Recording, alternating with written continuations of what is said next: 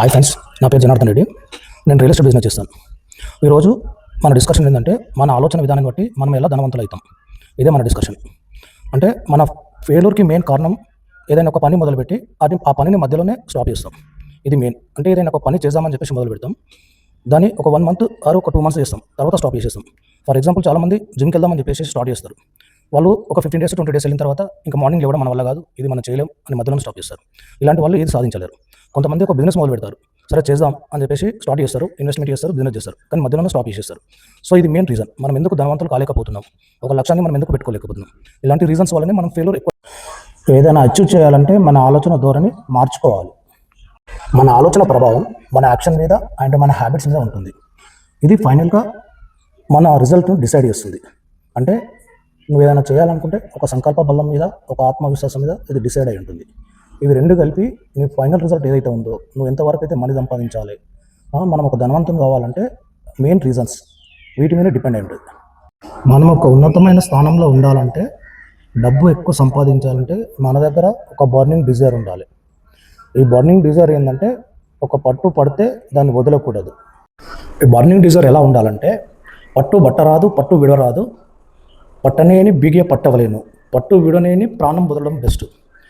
అంటే మనం ఏదైనా ఒక సంకల్పించుకుంటే, ఒక లక్ష్యం నిర్ణయించుకుంటే, దానికోసం పట్టు విడిచిన దానికన్నా ప్రాణం వదలడం బెస్ట్. ఇది మన బర్నింగ్ డిజైర్ ఈ విధంగా ఉండాలి. డబ్బు సంపాదించడానికి కొన్ని కఠినమైన నిర్ణయాలు తీసుకోవాలి. అంటే మనం డబ్బు ఎంత సంపాదించాలి ఒక లక్ష్యం పెట్టుకోవాలి.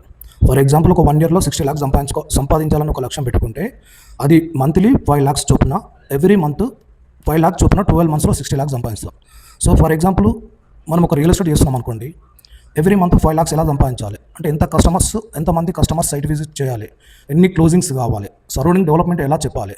సో ఇలాంటి నాలెడ్జ్ పెట్టుకొని మన డబ్బును ఎంత సంపాదిస్తాం, ఎన్ని రోజుల్లో సంపాదిస్తాం అనే ఒక లక్ష్యంతో ముందుకెళ్తే నువ్వు డబ్బు సంపాదించడంలో నెంబర్ 1 పొజిషన్లో ఉంటావు. నువ్వు ఒక ధనవంతంగా మారాలంటే ఎప్పుడూ ఓటమిని అంగీకరించవద్దు.